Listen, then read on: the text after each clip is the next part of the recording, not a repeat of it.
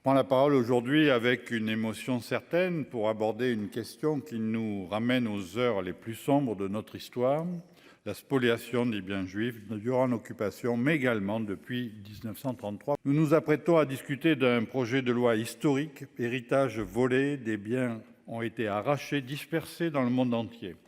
Leur inestimable valeur a été occultée par l'injustice. Plus de 80 ans après, il est temps d'apaiser, de réparer, de rétablir l'équilibre et de redonner voix à cette histoire volée. Ces biens culturels, qu'il s'agisse d'œuvres d'art, de livres ou d'instruments de musique, étaient autrefois en harmonie avec l'âme de leurs propriétaires. Mais voilà, les nazis, avec le soutien de l'État français de l'époque, complices et acteurs, se sont adonnés à des vols, des pillages, des confiscations abjectes et des saisies.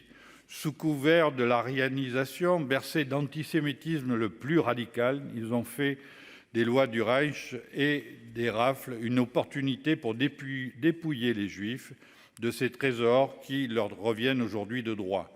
Des familles entières ont été dépossédées, des communautés ont été réduites au silence, des vies ont été brisées. Tout cela au nom de la discrimination et de la haine. Nous nous souvenons tous des débats précédant l'adoption de la loi relative à la restitution des biens aux ayants droit. Les parlementaires de tous bords avaient alors exprimé leur volonté de trouver une solution législative durable.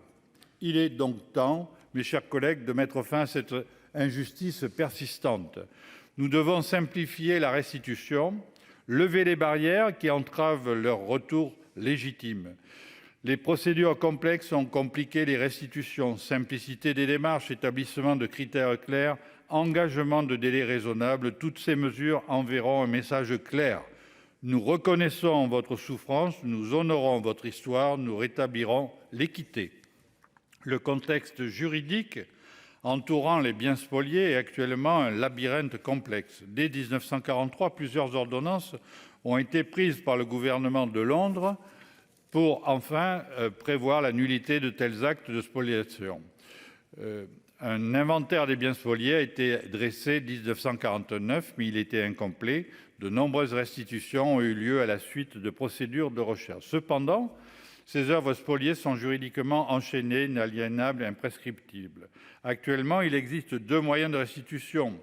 Une procédure de nullité de l'acte de spoliation devant les tribunaux judiciaires ou une décision du juge administratif ou judiciaire de restitution des biens classés MNR.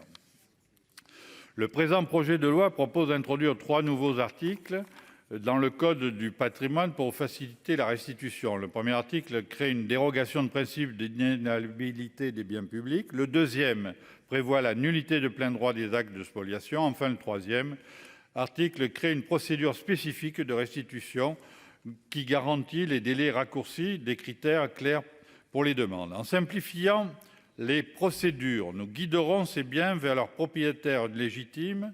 La restitution n'est pas un simple acte de justice, mais une réparation, une réconciliation. C'est la reconnaissance de la valeur inestimable de ces biens pour la mémoire collective et pour les générations futures. Nous ne pouvons changer le passé, mais nous pouvons agir, corriger les torts commis et tisser un avenir de justice et de solidarité.